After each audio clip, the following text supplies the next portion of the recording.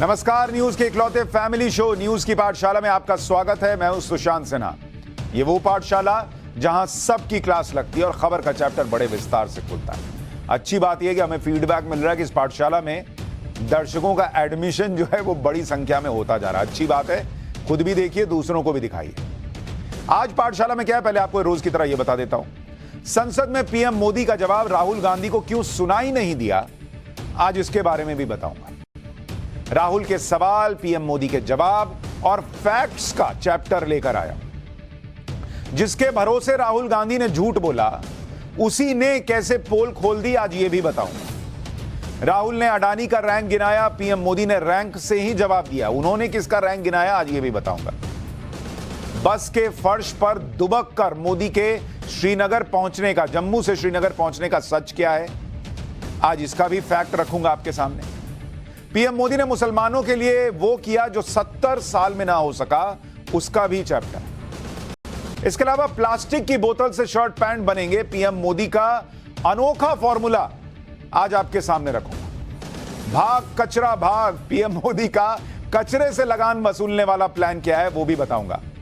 और आखिर में बर्बाद यूक्रेन रूस की बजाय इंडिया से भिड़ने क्यों निकला है, इसकी बात होगी। और पाकिस्तान से इंडिया नहीं, अब रूस और अमेरिका निपटेंगे कैसे, यह भी बताऊंगा। लेकिन पाठशाला में सबसे पहले आपको तुर्की में आए भीषण भूकंप की कुछ झकझोर देने वाली तस्वीरें दिखाना चाहता हूं, फिर पहला चैप्टर।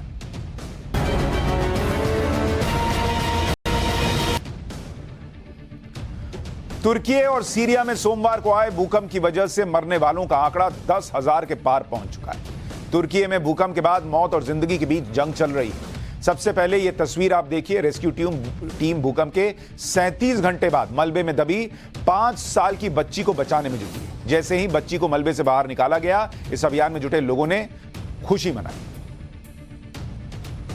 तुर्की से मलबे में फंसी सांसों को बचाने की एक और तस्वीर देखिए। इस बच्ची का शरीर मलबे में दबा हुआ है, लेकिन इसे चिंता अपने छोटे भाई की है। दोनों ही मलबे में दबे हैं। छोटी बच्ची गुहार लगा रही है कि मुझे और मेरे भाई को भी बचा लो।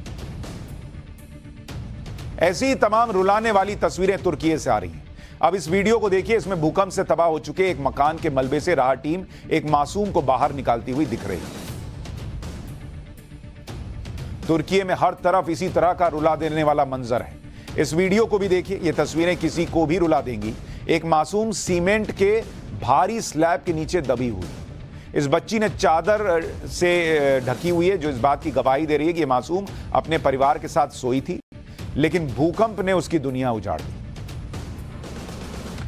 अब एक वीडियो ये देखिए। सोमवार की सुबह तुर्की में कैसे दबे पांव तबाही आई थी। भूकंप की वजह से कमरे की छत गिरते ही यह परिवार दहशत में आ गया।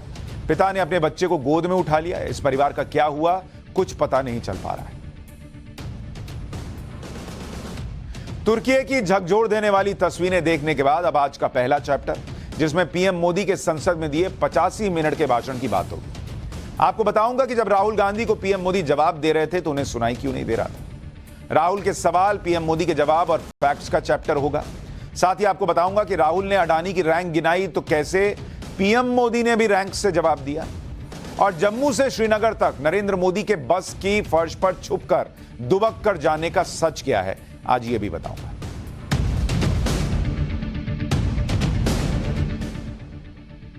संसद का बजट सत्र अच्छा खासा हंगामेदार रहा। अब तक अडानी मोदी की गूंज लगातार सुनाई देती रही। कल राहुल गांधी बोले तब भी यही सब सुनाई दिया।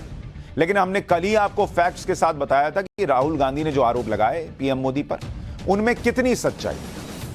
आज बारी थी प्रधानमंत्री नरेंद्र मोदी के बोलने की। देश इंतजार कर रहा था कि पीएम मोदी आज क्या बोलते हैं, आरोपों पर क्या जवाब देते हैं। आज आपको विस्तार से बताता हूं कि पीएम मोदी ने क्या क्या कहा। लेकिन सबसे पहले शुरुआत अडानी मामले पर जो उन्होंने कहा उससे ही कर रहा हूं। एक बार नहीं, कई बार बिना नाम लिए पीएम मोदी ने आज अडानी मसले पर जवाब दिया। सबसे पहले तो उन्होंने कहा कि कांग्रेस अपना कंफ्यूजन तो दूर कर ले। अब ये कंफ्यूजन की बात क्यों आई, उन्होंने इसका जिक्र क्यों किया, यह भी बताऊंगा। लेकिन एक बार पहले प्रधानमंत्री का के बयान का वो हिस्सा सुनिए। ये लोग बिना सर पैर की बातें करने के आदी होने के कारण उनको ये भी याद नहीं रहता है वो खुद का कितना कॉन्ट्राडिक्शन कहते हैं। कभी एक बात, कभी दूसरी बात, कभी एक तरफ, कभी दूसरी तरफ।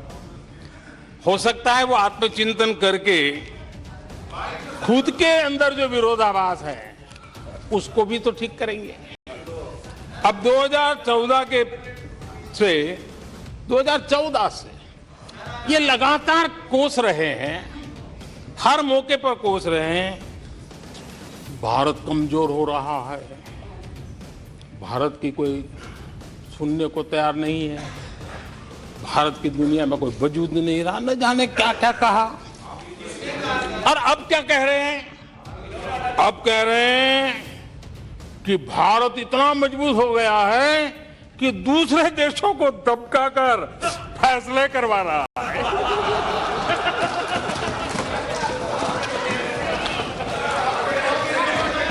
अरे पहले ये तो तय करो भाई कि भारत कमजोर हुआ है कि मजबूत हुआ है। दरअसल राहुल गांधी ने आरोप लगाया था कि पीएम मोदी की वजह से विदेशों में अडानी ग्रुप को डील मिल गई। उसी पर पीएम मोदी ने चुटकी लेते हुए जवाब दिया, क्लियरली अडानी मसले पर ही जवाब दिया कि अगर उन्होंने देश को कमजोरी कर दिया, आप खुद कहते हो कि देश को कमजोर कर दिया, इस आदमी को विदेश नीति नहीं आती, हर जगह भारत की भद पिटवा दी वगैरह वगैरह, तो भाई नरेंद्र मोदी और उनकी सरकार इतने पावरफुल कैसे हो गए कि विदेश की सरकारों से मनचाहे काम करा ले रहे हैं, जिसको मन उसको डील दिला दे रहे हैं? यह कैसे हो सकता है? यही नरेंद्र मोदी कह रहे हैं कि भाई एक बार मन तो बना लो कि भारत मजबूत हुआ या कमजोर हुआ। अगर मजबूत हुआ तो फिर तो तुम्हारी बात पे कुछ जवाब दें। तुम खुद ही कहते हो भारत को कमजोर कर दिया, फिर कहते हो जहां जाते हैं वहां कहते हैं अडानी को डील दे दो, और लोग कहते हैं हाँ हाँ मोदी जी कह रहे हैं, मोदी जी की बात टालेंगे, अडानी को डील दे दो। तो अडानी को लेकर पहला जवाब तो नरेंद्र मोदी ने यह दिया। इतना ही नहीं, इसके बाद फिर पीएम मोदी ने अडानी मामले को लेकर जवाब दिया। इस बार भी उन्होंने बिना नाम लिए साफ साफ कह दिया कि झूठे आरोपों से उनको आगे बढ़ने से रोका नहीं जा सकता, क्योंकि वो किसी अखबार की हेडलाइन या चैनल के शो से नहीं बने, बल्कि उन्होंने लोगों के बीच जीवन खपाया है, तब जाकर वो नरेंद्र मोदी बने। और इसलिए झूठे आरोपों पर जनता विश्वास नहीं करने वाली। यानी नरेंद्र मोदी ने एक बार फिर अडानी वाले बयान पर जवाब दिया। राहुल गांधी चाहते थे कि वो भी उनकी तरह अडानी अडानी बोलकर जवाब दे। उन्होंने अडानी का नाम नहीं लिया, लेकिन उन्होंने कैटेगोरिकली कहा कि भैया आप जो ये झूठे अनर्गल बेकार के आरोप लगा रहे हो, ये नरेंद्र मोदी को नहीं रोक पाएंगे, या नरेंद्र मोदी को जनता के मन से नहीं निकाल पाएंगे। यह नरेंद्र मोदी ने कहा, क्योंकि उनका कहना था कि भाई मैं इतने दिन से काम कर रहा हूं। उन्होंने काम गिनाया कि भैया जिसको शौचालय दिया वो भूल जाएगा क्या कि हमने नरेंद्र मोदी ने मेरे लिए क्या किया, और वो आपके झूठे आरोपों पर विश्वास कर लेगा क्या? जिसको मुफ्त राशन मिल रहा है वो आपके झूठे आरोपों पर विश्वास कर लेगा क्या? कितना लोगों का नरेंद्र मोदी पर भरोसा, इस पर उन्होंने क्या कहा, एक बार सुनिए। आदरणीय अध्यक्ष जी, मोदी पे भरोसा अखबार की सुर्खियों से पैदा नहीं हुआ है। मोदी पे ये भरोसा टीवी पर चमकते चेहरों से नहीं हुआ है। जीवन खपा दिया है, पल पल खपा दिए हैं, देश के लोगों के लिए खपा दिए हैं, देश के उज्जवल भविष्य के लिए खपा दिए हैं।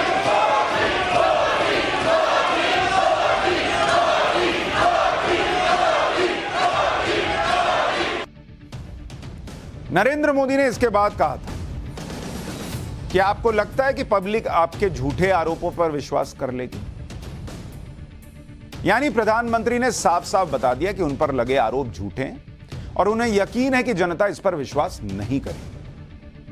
अब जब पीएम ने कह ही दिया कि आरोप झूठे हैं, तो उस पर फिर क्या जवाब देंगे? और भाई आप कह रहे हो कि किसी आदमी ने चोरी की, वो कह रहा है मैंने चोरी नहीं की, आप कह रहे हो फिर भी लेकिन जवाब दो। अरे जब चोरी नहीं की तो जवाब क्या देंगे भाई? लेकिन जैसे ही पीएम का भाषण खत्म हुआ, राहुल गांधी मेज थपथपाते हुए अडानी अडानी करने लगे। ये देखिए, एक बात वो विजुअल आपको दिखा देता हूं कि कैसे वो जब भाषण खत्म हुआ तो सदन में जो बीजेपी के नेता थे वो मोदी मोदी कर रहे थे मेज पे थपथपाते हुए। राहुल गांधी अडानी अडानी कर रहे हैं। ये तस्वीर देखिए, वो मोदी मोदी कर रहे हैं, ये अडानी अडानी कर रहे हैं। सुनिए। संशोधन प्रस्ताव, सदस्यों के अनेक संशोधन प्रस्ताव, सदस्यों के अनेक संशोधन प्रस्ताव, सदस्यों के अनेक संशोधन प्रस्ताव। इतना ही नहीं, इसके बाद राहुल गांधी बाहर भी आए और फिर वही सब कहा जिसकी उनसे उम्मीद थी। एक बार उनका बयान भी सुनिए। राहुल जी, पीएम के क्यों एक्सपेंड किया? आपके सवालों का जवाब मिला? कोई जवाब नहीं मिला। No, in fact, Prime Minister was shell shocked. He was in shock and there was no answer. एक जवाब नहीं दिया प्रधानमंत्री जी ने। और मैंने कोई कॉम्प्लिकेटेड क्वेश्चन तो नहीं पूछा है। मैंने ये पूछा है आपके साथ कितनी बार गए हैं, वहाँ कितनी बार मिले हैं, तो सिंपल से सवाल थे, जवाब नहीं दिया। जवाब मिला आपको? No, I am not satisfied but it reveals the truth. Hindi ये मतलब स्पीच से सच्चाई दिखती है कि अच्छा इंक्वायरी की बात नहीं हुई। अगर मित्र नहीं है तो ये कहते ठीक है मैं इंक्वायरी करा देता हूँ। इंक्वायरी की बात नहीं हुई। डिफेंस इंडस्ट्री है, वहां पे शेल कंपनीज है, बेनामी पैसा घूम रहा है, उसके बारे में प्रधानमंत्री ने कुछ नहीं कहा। तो मतलब क्लियर है कि प्रधानमंत्री उनकी रक्षा कर रहे हैं। राहुल गांधी बाहर आकर कह रहे हैं कि प्रधानमंत्री मोदी शेल शॉक्ड थे, मतलब स्तब्ध थे। अब कौन से एंगल से राहुल गांधी को 85 मिनट के भाषण में Narendra Modi shell shocked, shock की अवस्था में लग रहे थे, मुझे तो नहीं पता चला। आपको पता चला हो तो आप बताइए। लेकिन जब आप राहुल गांधी का ये बातें सुनते हैं, जब वो मेज थपथपा के अडानी अडानी कर रहे हैं, ऐसा लगता है राहुल गांधी को जैसे सुना ही नहीं दिया कि पीएम मोदी ने अडानी पर कैसे सब कुछ कह दिया है। राहुल गांधी को क्यों सुनाई नहीं दिया ये आगे बताऊंगा, लेकिन उससे पहले बता देता हूं कि पीएम मोदी ने पूरा भाषण राहुल गांधी को ही डेडिकेट क्यों नहीं किया। इसकी वजह क्या थी? पहली बात तो यह कि यह राष्ट्रपति के अभिभाषण पर चर्चा थी, न कि राहुल गांधी के जवाब देने के लिए बुलाया गया संसद का सत्र। यह राहुल गांधी के जवाब देने के लिए बुलाया गया सत्र नहीं था। दूसरी बात यह कि राहुल गांधी ने पीएम मोदी को लेकर जो आरोप लगाए उसके कई हिस्से ऑलरेडी सदन के रिकॉर्ड से हटा दिए गए, क्योंकि नियम 353 और 369 का उल्लंघन था। राहुल गांधी ने आरोप लगाए और सबूत ही नहीं रखे तो सदन के नियम के हिसाब से वो हिस्से हटा दिए गए कार्रवाई से। अब जब अडानी और पीएम मोदी पर राहुल गांधी के आरोपों को रिकॉर्ड में ही नहीं रखा गया क्योंकि कोई सबूत नहीं दिए गए, तो पीएम मोदी उसका जवाब क्यों देते भाई? तीसरी बात, राहुल गांधी के आरोपों में फैक्ट्स की कमी थी। कल हमने पाठशाला में बताया ही था कि कैसे जीवीके ग्रुप से मुंबई एयरपोर्ट लेकर अडानी ग्रुप को दे देने के आरोप में सच्चाई नहीं है। दूसरे फैक्ट्स भी बताए थे। तो जिन आरोपों में पहले ही सच्चाई नहीं दिखी, आप कह रहे हो कि नियम बदल दिया अडानी ग्रुप के लिए, आपको बताया कि भाई वो तो मनमोहन सिंह सरकार के वक्त ही बदलना शुरू हो गया था। आप फैक्ट्स पे कह ही नहीं रहे हो, उस पर जब सच्चाई नहीं दिख रही और उसके बावजूद बीजेपी के कई सांसद दिन भर अपने भाषण में इसे उजागर करते रहे कि राहुल गांधी ने बिना फैक्ट्स के बातें रखी हैं, तो फिर पीएम मोदी भी आए और जवाब दे राहुल गांधी को क्यों भाई? ये समझ से परे। राहुल गांधी को दरअसल अडानी के बारे में जो कहा गया, जो फैक्ट्स रखे गए, वो इसलिए नहीं सुनाई देता है ना, उसकी वजह है। वो कहते तो हैं कि राहुल गांधी बहुत दिन पहले मर गया, उन्होंने मार दिया उसको, लेकिन सच ये है कि उनके दिमाग में आज भी वो गांधी सरनेम बसा हुआ है। उनको लगता है जैसे अगर मैंने कह दिया तो पूरे देश में चर्चा इसी पर होनी चाहिए। वो इसलिए चाहते हैं कि वो जहां जहां चले मीडिया दिन भर दिखाए कि वो क्या यात्रा कर रहे हैं। वो जो बोले उसमें फैक्ट हो ना हो, लेकिन मीडिया दिन भर दिखाए कि क्या बोल रहे हैं। और उनको यही लगता है कि जब उन्होंने कह दिया तो राष्ट्रपति के अभिभाषण पर चर्चा का क्या मतलब? फिर नरेंद्र मोदी आए और जो राहुल गांधी जी ने कहा है बस उसी पर बोले, चाहे उसमें फैक्ट हो या ना हो। तो राहुल गांधी भले कितना भी कह दें कि उन्होंने राहुल गांधी को पहले मार दिया है, बहुत पहले खत्म कर दिया है, लेकिन उनके इसमें ऐसा लगता है अभी भी राहुल गांधी बैठा हुआ है कि मैंने बोल दिया तो जवाब कैसे नहीं दिया। वैसे भी राहुल गांधी ने संसद में कल कैसे झूठ बोला था, इसकी पोल आज उसी व्यक्ति ने खोल दी जिसके भरोसे उन्होंने आरोप लगाया था। कल राहुल गांधी ने संसद में कहा कि मोदी सरकार के दबाव में मुंबई एयरपोर्ट को जीवीके ग्रुप से छीन कर या हाईजैक करके अडानी ग्रुप को दे दिया गया। इसके लिए सीबीआई और ईडी का इस्तेमाल किया गया। 24 घंटे भी नहीं बीते हमने तो पाठशाला में पहले ही बता दिया था, लेकिन इस आरोप की हवा कैसे निकल गई और उसी व्यक्ति ने निकाल दी जिसके भरोसे उन्होंने आरोप लगाया। उनके इस आरोप के बाद खुद जीवीके ग्रुप ने साफ साफ कह दिया कि मुंबई एयरपोर्ट को लेकर केंद्र सरकार का कोई प्रेशर ही नहीं था। जीवीके ग्रुप के वाइस चेयरमैन संजय रेड्डी ने कहा कि अडानी एयरपोर्ट होल्डिंग्स लिमिटेड ने जुलाई 2021 में जीवीके से मुंबई एयरपोर्ट का अधिग्रहण किया था। इस डील से 1 साल पहले से जीवीके फंड जुटाना चाह रहा था, उसके लिए प्रयास कर रहा था। इसलिए कर रहा था क्योंकि उनकी कंपनी ने 10 साल पहले एक लोन लिया था। इस लोन को चुकाने के लिए फंड की जरूरत थी। तो जब अडानी ग्रुप ने मुंबई का एयरपोर्ट उनसे लिया, उसके 1 साल पहले से वो जो है वो पैसा जुटा रहे थे या जुटाने का प्रयास कर रहे थे। उन्होंने आगे कहा कि इसके लिए हम कई निवेशकों से बात कर रहे थे, लेकिन डील ही नहीं हो पा रही थी क्योंकि कोई इतनी जल्दी पैसा नहीं दे पा रहा था। इस बीच अडानी ग्रुप ने हमसे संपर्क किया और तुरंत डील करने और 1 महीने में पेमेंट की बात कही, जो हमारे लिए मुफीद थी, सही था। इसलिए हमने अडानी ग्रुप के साथ डील कर दी। ये वही जीवीके ग्रुप के व्यक्ति कह रहे हैं जिनके लिए राहुल गांधी कह रहे थे कि इनसे छीन कर अडानी ग्रुप को दे दिया गया। वो खुद कह रहे हैं भैया हमसे कुछ छीना नहीं, हमको पैसे की जरूरत थी। अडानी ग्रुप ने कहा कि तुरंत पैसा दे पाएंगे, तो उनको दे दिया। और उन्होंने ये भी कहा कि हमने जो कुछ भी किया वो कंपनी और ऋणदाताओं के हित में था। यह है असली सच। लेकिन राहुल गांधी इसे अपने सियासी एजेंडे को पूरा करने के लिए इस्तेमाल कर रहे हैं। अब ऐसी बातों का क्या जवाब दिया जाए भाई? देश का प्रधानमंत्री खड़े होकर संसद में जब देश सुनना चाह रहा है तो इसी बात का जवाब देता रहे कि राहुल गांधी ने जो कहा, जो फैक्ट्स पर ही सही नहीं, उसका जवाब देते रहे। कल लोकसभा में जब राहुल गांधी को बोलने का मौका मिला तो उन्होंने राष्ट्रपति के अभिभाषण पर न बोलते हुए सिर्फ अडानी अडानी किया। लेकिन आज जब मोदी बोलने उतरे तो देश की तरक्की का फैक्ट शीट लेकर आए। पीएम मोदी ने गिनवाया कि कैसे भारत कई सेक्टर टॉप 5 में आ चुका है। उन्होंने कहा, नरेंद्र मोदी ने गिनवाया, वो सिर्फ भावनाओं में नहीं बहे, उन्होंने जवाब भी दिया। लेकिन उन्होंने कहा कि अगर आप देखेंगे अर्थव्यवस्था की रैंकिंग, राहुल गांधी अडानी की रैंकिंग गिना रहे थे। रैंकिंग इसको दिखाता हूं आपको, ठीक है?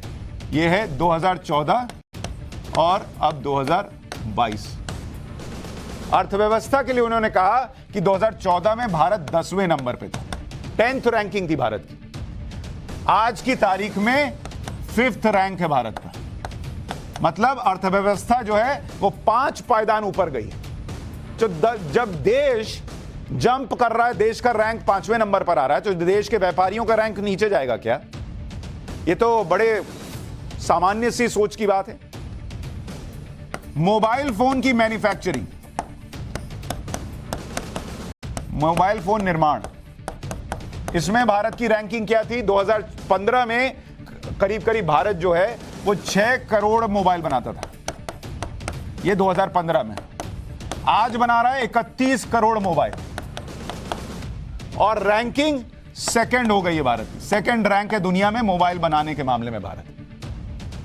ग्लोबल रैंकिंग भारत की दूसरे नंबर पर आ गई है। कहां 6 करोड़ मोबाइल और कहां 31 करोड़ मोबाइल। तो नरेंद्र मोदी भी रैंक गिना रहे थे, लेकिन देश का रैंक गिना रहे थे। डिजिटल ट्रांजैक्शन, डिजिटल ट्रांजैक्शन 2013-14 में ये कितना था आपको पता है? 127 करोड़ ट्रांजैक्शन होता था पूरे साल में, पूरे साल। और साल 2022 में कितना डिजिटल ट्रांजैक्शन हुआ है? एक साल के अंदर 8,840 करोड़ ट्रांजैक्शन। सबसे ज्यादा दुनिया में यूपीआई ट्रांजैक्शन दुनिया में कहां होती है? इंडिया में होती है। तो इंडिया का रैंक क्या है? फर्स्ट है बॉस।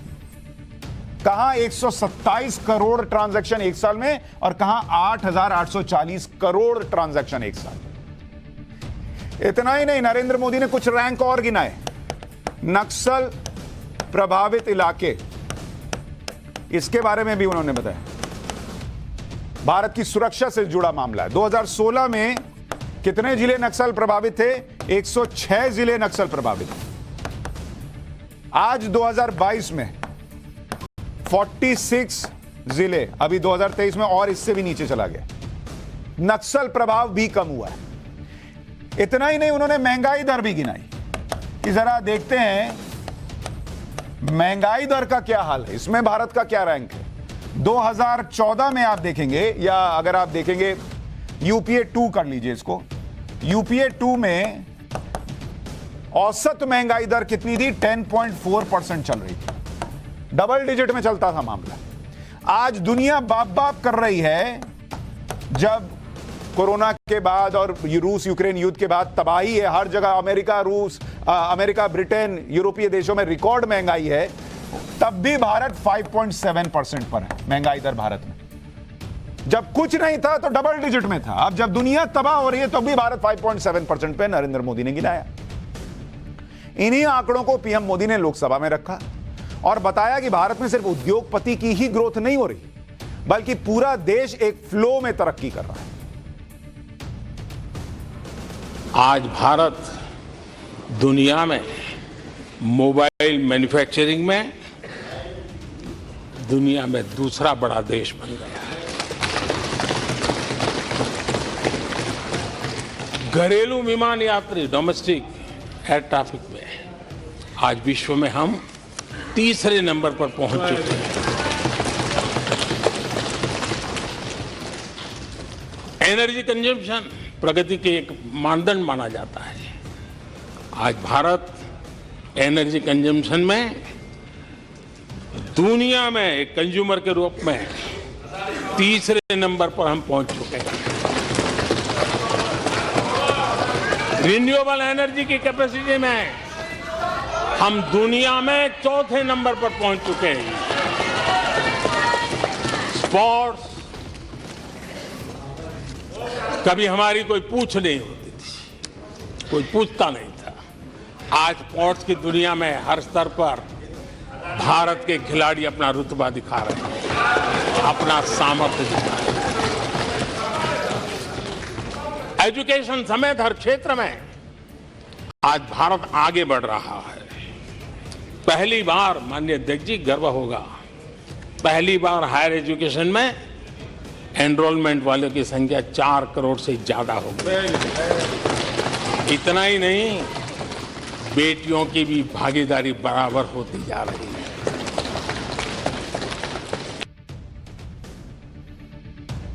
तो राहुल गांधी ने रैंक गिनाया, पीएम मोदी भी रैंक गिना रहे थे। अपने भाषण में नरेंद्र मोदी ने इशारों में राहुल गांधी को यह भी बता दिया कि पिछले 9 सालों में सिर्फ गौतम अडानी ही नहीं, बल्कि देश के नए उद्योगपति भी कुछ ही सालों में 6-7 हजार करोड़ के मालिक बन गए। पीएम मोदी ने स्टार्टअप्स का जिक्र करते हुए एक बात कही, वो सुनिए।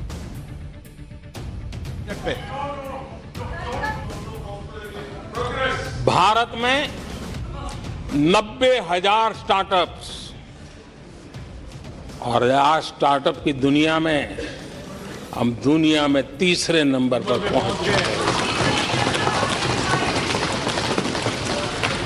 एक बहुत बड़ा स्टार्टअप इकोसिस्टम आज देश के टायर 2, टायर 3 सिटीज में भी पहुंच चुका है, हिंदुस्तान के हर कोने में पहुंचा है। भारत के युवा सामर्थ्य की पहचान बनता जा रहा है। माननीय अध्यक्ष जी, इतने कम समय में और कोरोना के विकट कालखंड में 108 यूनिकॉर्न बने हैं, और एक यूनिकॉर्न का मतलब होता है उसकी वैल्यू 6-7 हजार करोड़ से ज्यादा होती है। ये देश के नौजवानों ने करके दिखाया। प्रधानमंत्री मोदी ने स्टार्टअप्स का जिक्र किया। आपको उससे जुड़े कुछ फैक्ट्स बताता हूं। जब हम स्टार्टअप्स की बात कर रहे हैं, अरे मेरी कलम यहीं रह गई तो स्टार्टअप्स की बात कर रहा हूं। स्टार्टअप 2016 में कितने स्टार्टअप थे देश के अंदर, आपको पता है? 471 स्टार्टअप। 2022 में कितने स्टार्टअप हैं, आपको अंदाजा है? करीब 73,000 स्टार्टअप है। 73,471 से 2016 से 6 साल के अंदर 73,000 स्टार्टअप इस वक्त देश के अंदर है करीब। और स्टार्टअप से नौकरियां कितनी आपको पता है? डायरेक्ट जॉब कहते हैं नौकरी। इन्हीं स्टार्टअप्स के जरिए 8,60,000 नौकरियां इन स्टार्टअप्स के जरिए।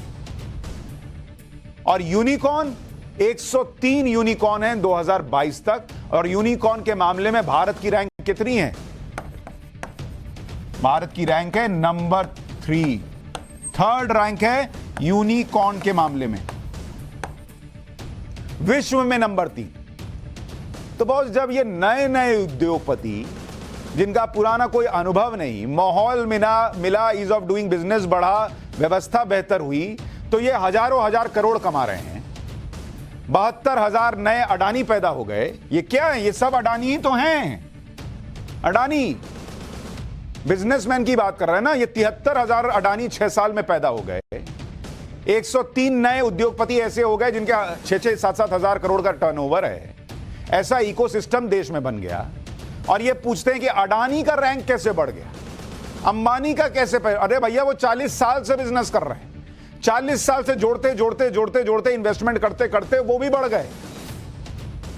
और ये लोग, नए लोग 8 लाख नौकरी दे रहे हैं। अंबानी अडानी करते हैं। ये नहीं सोचते कि उससे कितनी नौकरियां मिलती। क्या बॉस? पीएम मोदी ने अपने भाषण में बीच बीच में कुछ कहानियां भी सुनाई, थोड़ा मजा लेने के मूड में भी थे। कहानियों में भी विपक्ष के लिए मैसेज था। एक बार वो कहानी बड़ी इंटरेस्टिंग सुनाई, सुनिए एक बार। 4 से 14 आजादी के इतिहास में सबसे घोटालों का दशक रहा। सबसे घोटाला।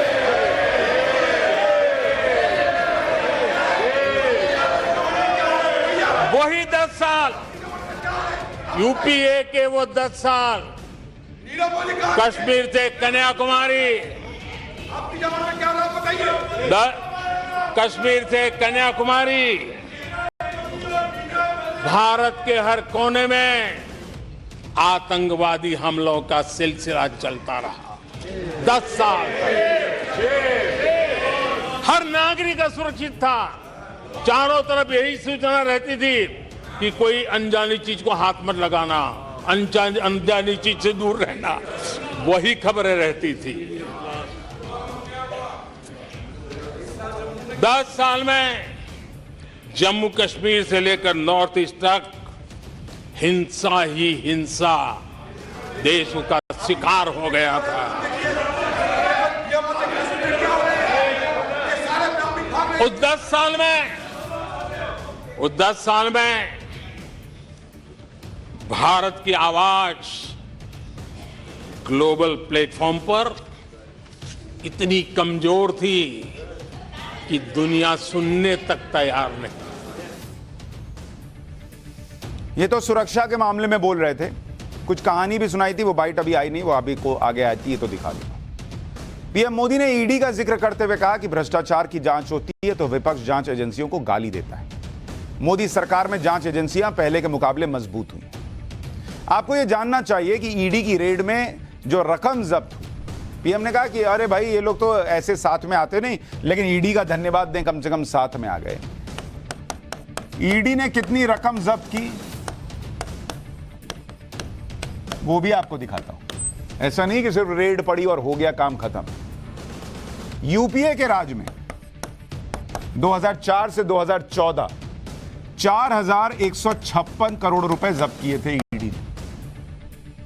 और मोदी सरकार में 2014 से अब तक एनडीए में अभी तक 1,04,845 करोड़ रुपए जब्त हुए। कहां 4,000 करोड़ और कहां 1,04,845 करोड़ रुपए जब्त हुए। तो ईडी सिर्फ छापे नहीं मार रही है, कार्रवाई हो रही है, चीजें जब्त हो रही हैं। अपने भाषण के दौरान पीएम मोदी ने विपक्ष पर निशाना साधने के लिए दुष्यंत जी का एक शेर भी पढ़ा, वो भी आपको सुनाता हूं। दुष्यंत कुमार ने बहुत बढ़िया बात कही और दुष्यंत कुमार ने जो कहा है बहुत फिट बैठता है। उन्होंने कहा है, तुम्हारे पांव के नीचे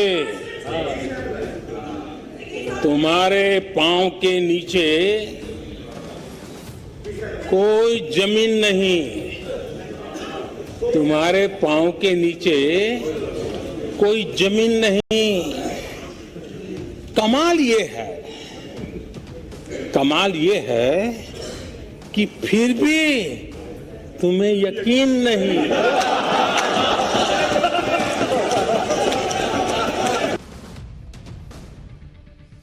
कल संसद में राहुल गांधी ने कहा था कि भारत की बर्बादी पर हार्वर्ड यूनिवर्सिटी में स्टडी होगी, और पहले भी कह चुकी है कांग्रेस पार्टी। इसका जवाब भी आज पीएम मोदी ने दिया और कहा कि कांग्रेस पर तो हार्वर्ड यूनिवर्सिटी में स्टडी हो भी चुकी है। पिछले 9 वर्ष में भारत में 90,000 स्टार्टअप्स, और आज स्टार्टअप की दुनिया में हम दुनिया में तीसरे नंबर पर पहुंच चुके हैं। एक बहुत बड़ा स्टार्टअप इकोसिस्टम आज देश के टायर 2, टायर 3 सिटीज में भी पहुंच चुका है। हिंदुस्तान के हर कोने में पहुंचा है। भारत के युवा सामर्थ्य की पहचान बनता जा रहा है। माननीय अध्यक्ष जी, इतने कम समय में और कोरोना के विकट कालखंड में 108 यूनिकॉर्न बने हैं, और एक यूनिकॉर्न का मतलब होता है उसकी वैल्यू 6-7 हजार करोड़ से ज्यादा होती है। ये देश के नौजवानों ने करके दिखाया। प्रधानमंत्री मोदी ने एक स्टडी का जिक्र किया था। उन्होंने कहा था कि भाई कांग्रेस पार्टी कहती है कि इस सरकार पर एक स्टडी होगी। हार्वर्ड में एक स्टडी हुई है और वो स्टडी हुई है कांग्रेस पार्टी के ऊपर जाने और पतन पर।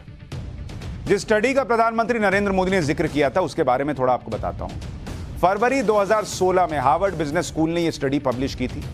इसका नाम है in the name of democracy, the rise and decline of India's Congress party.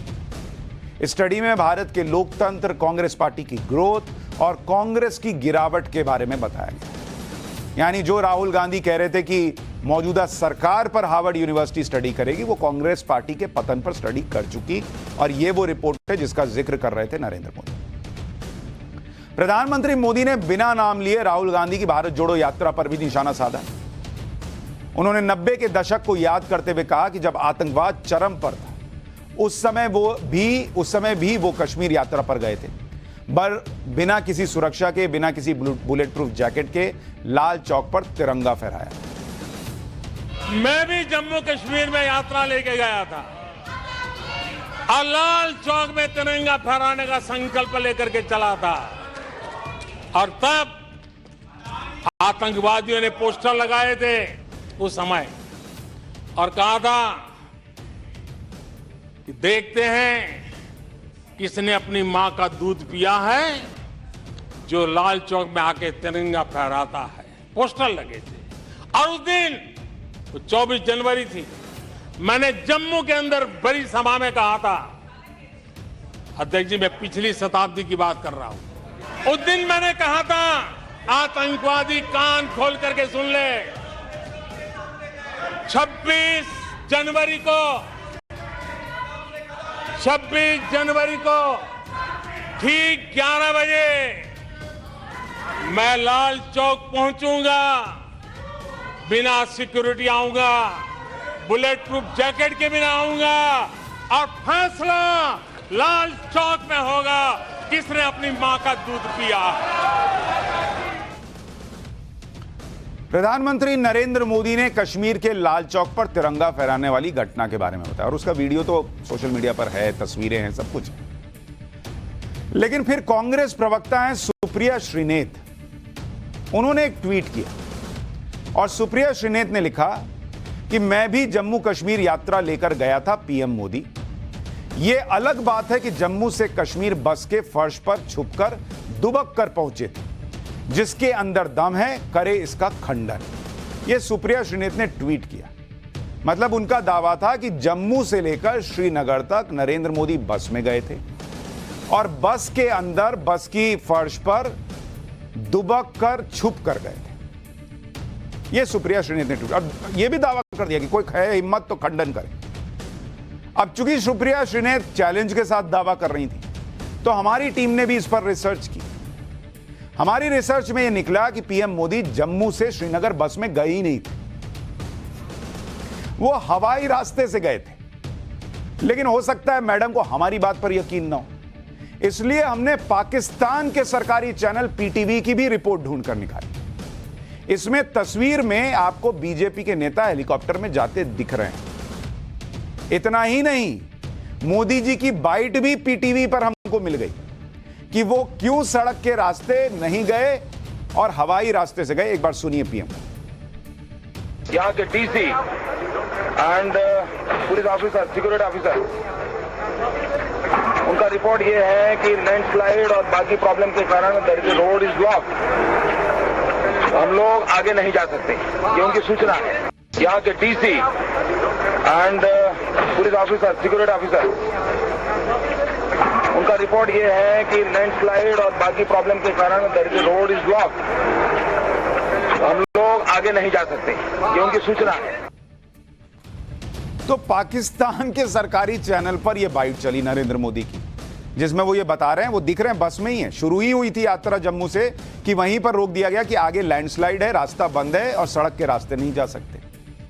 इस खबर के बारे में जब हमने और रिसर्च की तो 1992 में मोदी की कश्मीर यात्रा की और तस्वीरें मिली, जिनमें नरेंद्र मोदी जम्मू से श्रीनगर पहुंचने के बारे में बता रहे हैं कि वो कैसे जा रहे हैं। ये भी सुनिए। We'll be going by air. Yes, we'll go by air. We'll be going by air. Yes, we'll go by air. We'll be going by air. Yes, we'll go by air. We'll be going by air. Yes, we'll go by air. We'll be going by air. Yes, we'll go by air. तो नरेंद्र मोदी खुद बता रहे हैं कि भाई चूंकि आगे landslide है, रास्ता बंद है, तो वो बाई एयर जा रहे हैं। अब पता नहीं सुप्रिया श्रीनेत जी ने कहां बस के नीचे या बस की फर्श पर छुपे देख लिया, भगवान जाने कौन सा वीडियो है, वही जानती। हाँ, लेकिन हमने थोड़ी और रिसर्च की। पाठशाला में हम लोग करते रहते हैं, और डिग करो तभी इतना कुछ ढूंढ के निकालते। फैक्ट चेक किए तो पता चला कि नरेंद्र मोदी बस से ही श्रीनगर जाना चाहते थे, जबकि उनके पास एयरलिफ्ट होकर जाने का ऑप्शन प्रशासन की तरफ से पहले ही था। लेकिन सारे खतरों को जानते समझते हुए भी वो सड़क मार्ग से जाना चाहते थे। बाद में लैंडस्लाइड हो गई, नहीं जा पाए, वो अलग बात है। लेकिन खुद पहले क्या कह रहे थे, सुनिए एक बार Narendra Modi. Yes, we are going by road. That's all. No airlifting. No airlifting. Not at all. Not at all. Yes, we are going by road. That's all. No airlifting.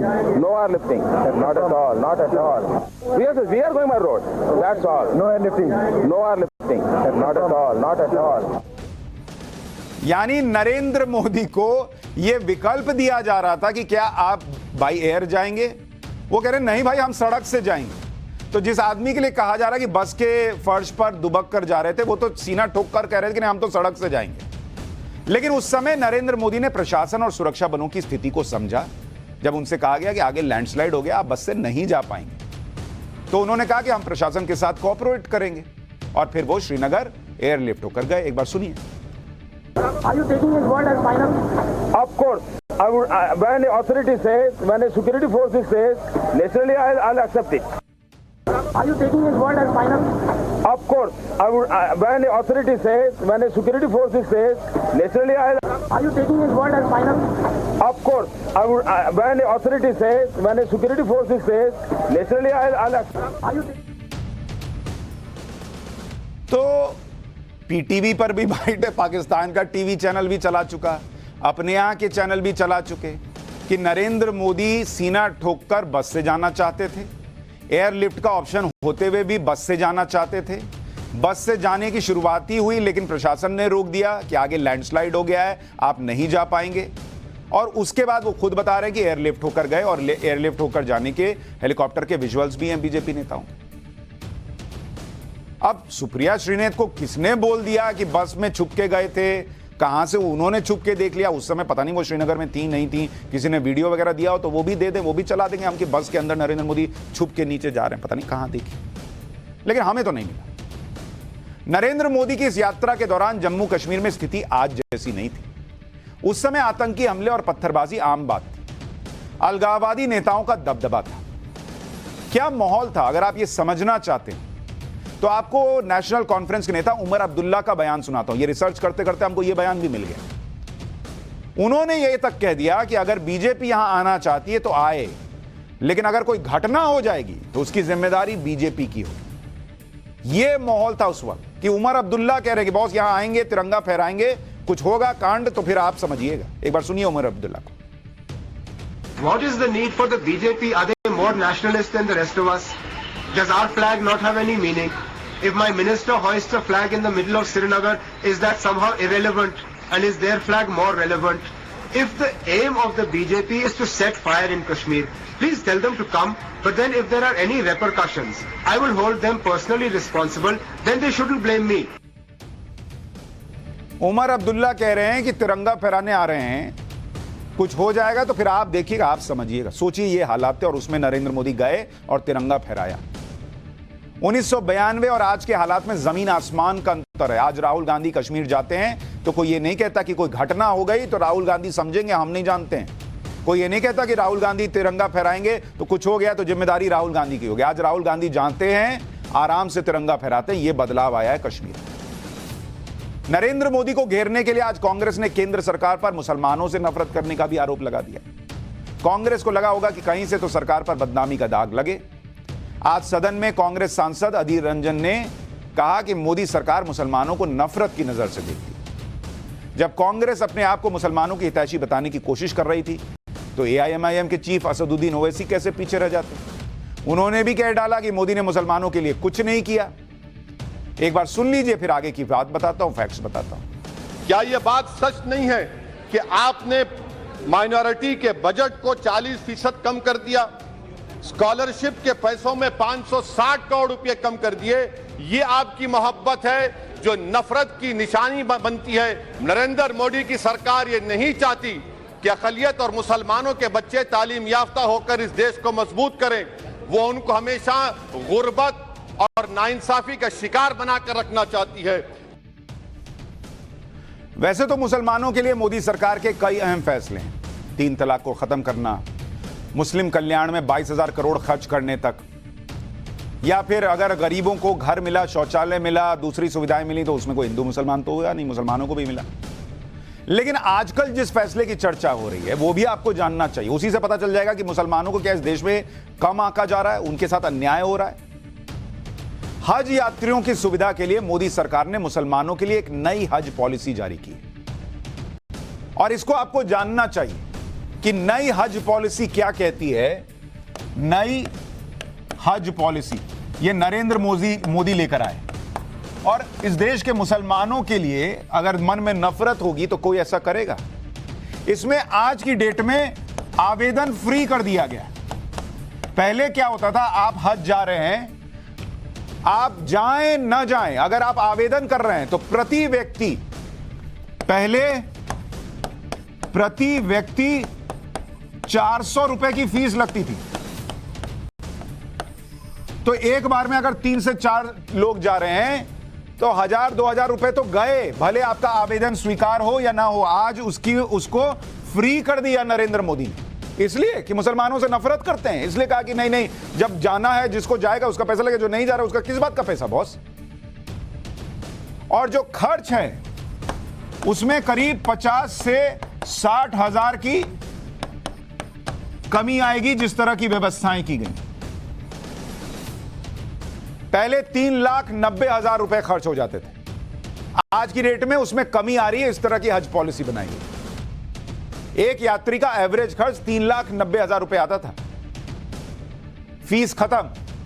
Bag, suitcase, छाता, चादर जैसे सामानों पर जो था कि आपको लेके जाना है, उसको कहा आप अपनी मर्जी से खरीदो बॉस, उसका पैसा हम क्यों लेंगे।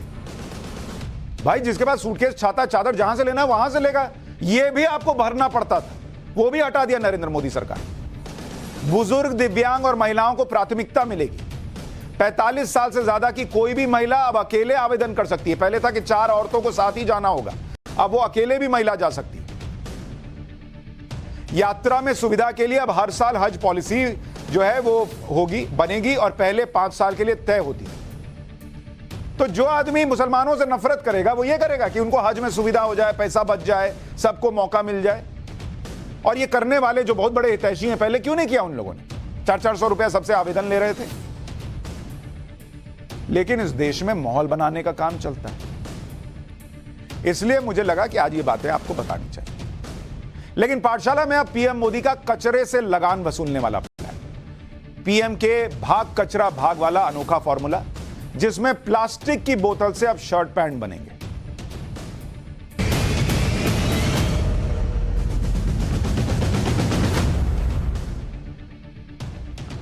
प्रधानमंत्री मोदी आज सुबह खास जैकेट पहनकर संसद पहुंचे थे। उसकी तस्वीर एक बार पहले आपको दिखाता हूं और आपको जब इसके बारे में बताऊंगा, यह तस्वीर देखिए। यह नीले रंग की जो जैकेट आप देख रहे हैं, हल्के नीले रंग की सदरी पहनी हुई है उन्होंने। यह कोई आम सदरी नहीं है। इसके बारे में आपको विस्तार से बताऊंगा। पीएम मोदी ने जो जैकेट पहनी है वो विदेश से नहीं आई, वो किसी शोरूम या किसी बड़े ब्रांड की महंगी जैकेट नहीं है। आपको सुनकर यकीन नहीं होगा, यह जैकेट कचरे से बिनी गई। जो कचरा चुनते वक्त प्लास्टिक की बोतलें मिलती हैं, उन कचरे की प्लास्टिक की बोतलों से बनी हुई सदरी पहनी हुई है पीएम मोदी। जैकेट को उन बोतलों से तैयार किया गया है जिन बोतलों को आप कोल्ड ड्रिंक पीकर, पानी पीकर कूड़े में फेंक देते हैं ना। उन बोतलों से, फेंके गए कचरे के कूड़े के बोतलों से नरेंद्र मोदी ने जो जैकेट पहनी है वो बनी है। और ये देश में एक नई क्रांति का सैंपल भर है।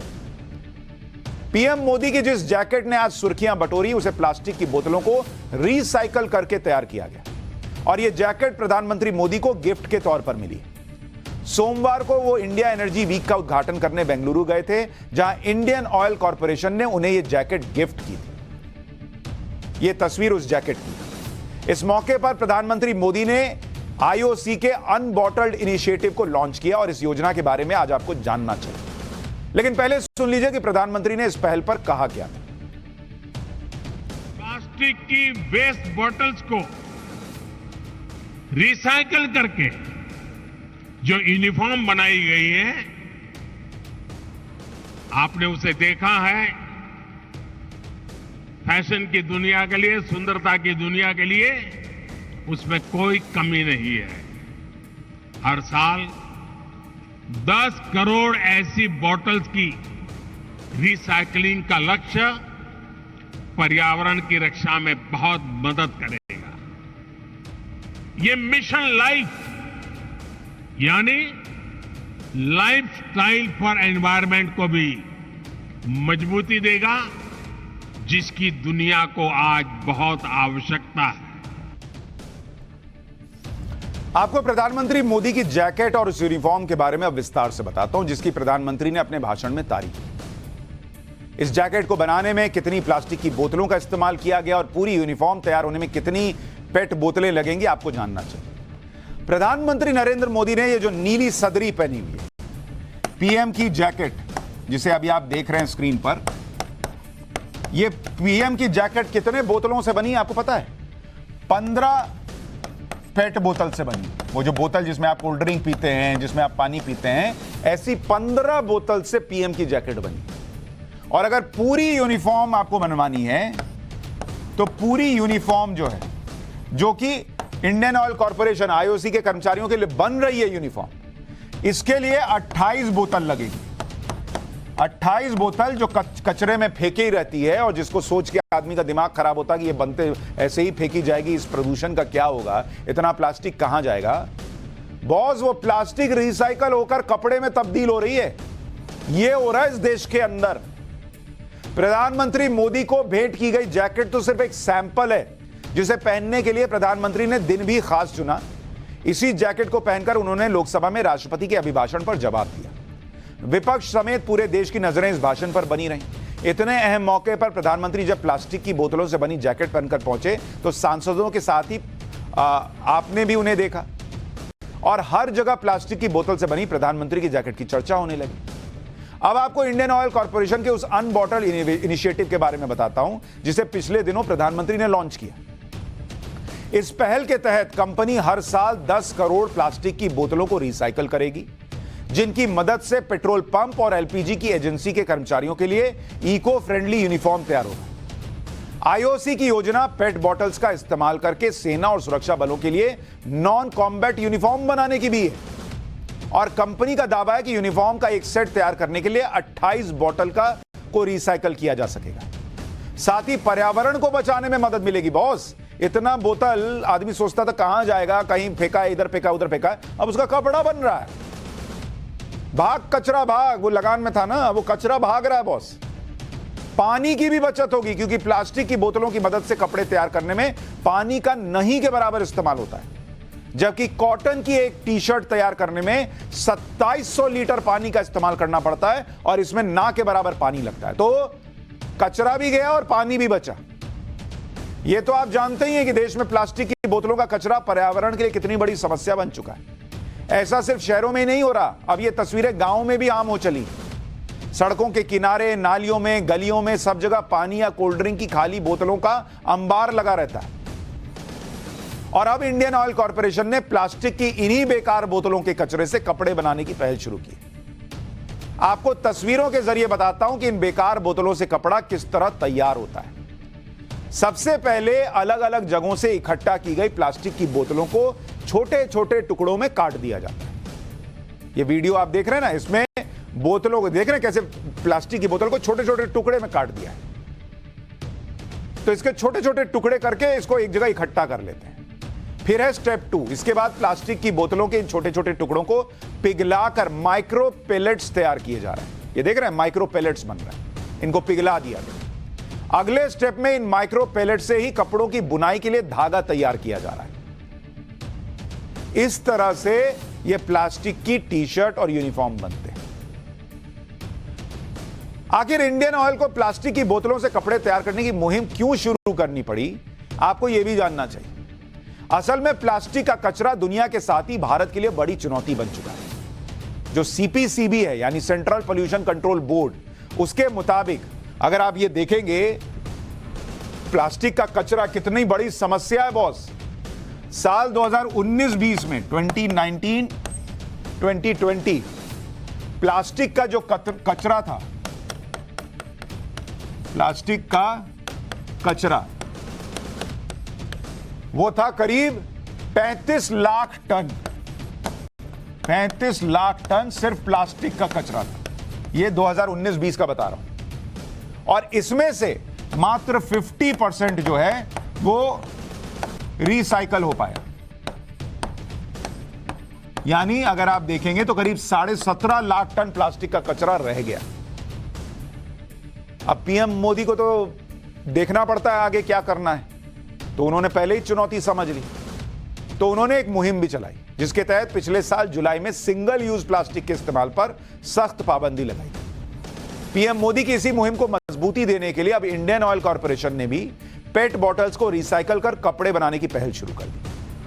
तो ये जो बहुत बड़ा हिस्सा आप देख रहे हैं, इसमें बड़ी कमी आ जाएगी अगर प्लास्टिक को रिसाइकल करके उसके कपड़े बनाए जाने लगे। और वो ऐसा थोड़ी है कि आपको लगेगा कि प्लास्टिक पहन के जा रहे हैं। कपड़ा का कपड़ा और काम का काम। अब पाठशाला में बर्बाद यूक्रेन और रूस का चैप्टर, जिसमें बताऊंगा कि बर्बाद यूक्रेन रूस की बजाय इंडिया से भिड़ने क्यों निकला है।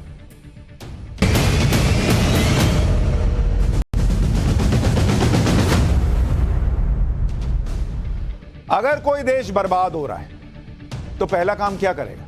यही ना कि खुद को संभालने की कोशिश करेगा, फाइनेंशियली खुद को मजबूत करेगा कि भाई हम बर्बाद हो रहे हैं, पहले अपने आप को देखें, अपनी पॉलिसी चेंज करेगा। लेकिन कुछ देश ऐसे भी हैं जो खुद बर्बादी की राह पर चल रहे हैं लेकिन ज्ञान दुनिया को देते हैं। ऐसे ही एक देश की आज क्लास लगाऊंगा। यह देश है यूक्रेन और ये भाई साहब ज़ेलेंस्की। इसको कोई भूलता तो है नहीं, ये भूलने वाला चेहरा है। इसके चक्कर में दुनिया भर में महंगाई बढ़ गई, लोगों की नौकरियां जा रही हैं इसी आदमी के चक्कर में। यूक्रेन जो रूस के साथ युद्ध लड़ रहा है, लड़ क्या रहा? अमेरिका और यूरोपियन देश उसे पंप करवा के कर यूक्रेन को लड़वा रहे हैं। लेकिन ज़ेलेंस्की को यह समझ नहीं आ रहा, दूसरे के भरोसे युद्ध में पूरे देश को झोंक चुका है, पूरे यूक्रेन को तबाह कर चुका है। ऐसी स्थिति में भी यूक्रेन अमेरिका से कह रहा है कि वो भारत पर सैंक्शन लगा दे, क्योंकि भारत रूस से तेल खरीद रहा है। इस भाई को देख रहे हैं, अपना देश बर्बाद हो गया, इंडिया मदद कर रहा है और अब गया अमेरिका से बोलने की सुनिए सुनिए आप इंडिया पे सैंक्शन लगा दीजिए, ये रूस से तेल खरीद रहा है। तुम्हारा खुद का तेल निकला हुआ, तुम हमारा तेल रोकने चले हो। यूक्रेन और रूस युद्ध के 1 साल होने वाले हैं, लेकिन क्या आप जानते हैं कि युद्ध शुरू होने के 10 दिन के अंदर ही रूस और यूक्रेन में समझौता हो गया होता? और जंग भी खत्म हो गई होती। लेकिन जेलेंस्की की नासमझी और अमेरिका समेत कुछ पश्चिमी देशों की वजह से यह जंग आज तक जारी है। रूस यूक्रेन युद्ध से दुनिया को क्या मिला, पहले यह समझ लीजिए। भाई मंदी आई, महंगाई बढ़ गई, अनाज की कमी हो गई, ग्लोबल एनर्जी फ्यूल क्राइसिस सब हो गया, और उसके बावजूद यह आदमी समझने का नाम नहीं ले रहा। लेकिन आप सुनिए कि कैसे ये युद्ध 10 दिन में ही रुक गया होता अगर इस आदमी ने थोड़ा दिमाग लगाया होता और थोड़ा सा अमेरिका और यूरोपीय देशों ने अपना जो है वो एजेंडा ना चलाया होता। इसके बारे में इजराइल के पूर्व प्रधानमंत्री नेफ्ताली बेनेट ने बड़ा दावा किया है। वो कह रहे हैं कि 24 फरवरी 2022 को रूस यूक्रेन युद्ध शुरू हुआ था और 4 मार्च यानी 10 दिन बाद इजराइल के तत्कालीन प्रधानमंत्री नेफ्ताली बेनेट रूस पहुंचे थे। नेफ्ताली बेनेट युद्ध रोकने की कोशिशों के तहत रूस पहुंचे और वहां पर रूस के राष्ट्रपति पुतिन से मुलाकात की। यह उस मुलाकात की तस्वीर आपको दिखा रहा हूं। युद्ध शुरू होने के 10 दिन बाद की तस्वीर है और अब यही व्यक्ति दावा कर रहे हैं, तब ये वहां प्रधानमंत्री होते थे इजराइल के, अब नहीं है। लेकिन दावा सुनिए इनका, पुतिन से मुलाकात के दौरान नेफ्ताली बेनेट ने युद्ध को रोकने के लिए मध्यस्थता की पेशकश की थी और पुतिन को एक तरह से मना भी लिया था। इजराइल के तत्कालीन प्रधानमंत्री नेफ्ताली रूस पहुंचे और युद्ध रोकने की कोशिश कर रहे हैं, यह बात अमेरिका, फ्रांस, जर्मनी को भी पता थी। पुतिन से मुलाकात के बाद नेफ्ताली बेनेट ने जेलेंस्की से भी बात की और समझौते की बात की, जिसके बारे में नेफ्ताली ने हाल ही में एक इंटरव्यू में बताया। उन्होंने कहा कि पुतिन यूक्रेन के डिसआर्मामेंट की जिद छोड़ने के लिए तैयार हो गए थे और जेलेंस्की भी नेटो की सदस्यता नहीं लेने के लिए सहमत हो गए थे। जब रूस और यूक्रेन दोनों ही तैयार हो गए थे तो युद्ध खत्म क्यों नहीं हुआ, वो आपको आगे बताऊंगा। लेकिन उससे पहले आपको बताता हूं कि नेफ्ताली बेनेट से मुलाकात के दौरान पुतिन ने जेलेंस्की को लेकर क्या कहा था। नेफ्ताली बेनेट ने पुतिन से पूछा कि क्या आप जेलेंस्की को मारने वाले हैं। इस पर पुतिन ने क्या जवाब दिया था आपको जानना चाहिए, सुनिए। שלב, 3 שעות פנימה 4, אנחנו כבר מדלגים לתוך הפגישה, אני אומר לו, שמע, מה עם הסיפור הזה, אתה מתכוון להרוג? והוא אמר, אני לא ארוג את זלנסקי. ואז אמרתי לו, אני צריך להבין שאתה נותן לי את המילה שאתה לא הורג את זלנסקי, או אני לא הורג את זלנסקי. मतलब पुतिन ने कहा था कि वो जेलेंस्की को नहीं मारने वाले। पुतिन का जवाब सुनने के बाद इजराइल के तत्कालीन पीएम नेफ्ताली बेनेट ने जेलेंस्की को फोन किया और बताया कि पुतिन आपको नहीं मारने वाले। इस पर जेलेंस्की ने क्या किया आप सुनिएगा तो आप हैरान रह जाइए। ये इंसान कैसे यूक्रेन को बर्बाद कर रहा है आप समझिए। नेफ्ताली बेनेट ने इसको बताया कि भाई तुमको नहीं मारेंगे पुतिन। तो जब जेलेंस्की को यह पता चला कि पुतिन जान से नहीं मारेंगे तो जेलेंस्की अपने ऑफिस गए और ऑफिस में जेलेंस्की ने अपने मोबाइल फोन से एक वीडियो रिकॉर्ड किया और इस वीडियो में भाई ने कह दिया कि वो किसी से नहीं डरते। ये वीडियो यूक्रेन की मीडिया और पश्चिमी मीडिया में वायरल कर दिया गया। जैसे ही पता चला कि नहीं मारने वाले हैं तो भाई ने चीता बनने का सोचा। यानी जब ये पता चला कि पुतिन का इरादा जेलेंस्की को जान से मारने का नहीं है तो जेलेंस्की ने दुनिया के सामने ये दिखाया कि वो किसी से डरते नहीं। जबकि नेफ्ताली बेनेट के मुताबिक इससे पहले जेलेंस्की एक सुरक्षित बंकर में छिपे हुए थे, छुप के बैठा था भाई, और जैसे ही पता चला कि नहीं मारेगा पुतिन तो बाहर आके वीडियो बना के हीरो बन गए। सोचिए क्या बुद्धि है इसकी। अब आता हूं उस बात पर कि जब पुतिन और जेलेंस्की अपनी जिद छोड़ने के लिए तैयार हो गए थे तो युद्ध खत्म क्यों नहीं हो पाया। इसकी वजह है अमेरिका और पश्चिमी देशों का रवैया। इजराइल के पूर्व पीएम नेफ्ताली बेनेट ने इसके बारे में भी बयान दिया। उन्होंने कहा कि पुतिन से मिलने और समझौते की कोशिश के बारे में अमेरिका, जर्मनी, फ्रांस और ब्रिटेन को जानकारी थी। इस बारे में हर नेता की अपनी राय थी। बोरिस जॉनसन पुतिन को लेकर आक्रामक थे। फ्रांस के राष्ट्रपति इमैनुअल मैक्रों और जर्मनी के चांसलर ओलाफ शोल्ज कुछ व्यवहारिक थे, जबकि अमेरिका के राष्ट्रपति आक्रामक और व्यवहारिक दोनों थे। पश्चिमी देशों ने पुतिन पर दबाव बनाना जारी रखने का फैसला किया। नेफ्ताली बेनेट ने कहा कि उन्होंने जो भी किया वो अमेरिका, जर्मनी और फ्रांस के साथ कोऑर्डिनेट करके किया, लेकिन उन देशों ने समझौते की कोशिशों को ब्लॉक कर दिया जो कि गलत था। और अब जेलेंस्की निकले कि इंडिया पे आप सैंक्शन लगा दो। अरे भैया, जिस अमेरिका से कह रहे हो इंडिया पे सैंक्शन लगाओ क्योंकि इंडिया रूस से तेल खरीद रहा है, वही अमेरिका घूम फिर के फिर इंडिया से तेल खरीद रहा है। तो ना तुम तब समझ पा रहे थे कि ये लोग क्या खेल कर रहे हैं, ना तुम अब समझ पा रहे हो कि ये लोग क्या खेल कर रहे हैं, और तुम्हारी मदद इंडिया ही कर रहा है। लेकिन चलें ज्ञान देने। अब उनका ज्ञान छोड़िए, न्यूज पे ज्ञान चाहिए तो न्यूज की पाठशाला। कल मिलेंगे 8:50 पे।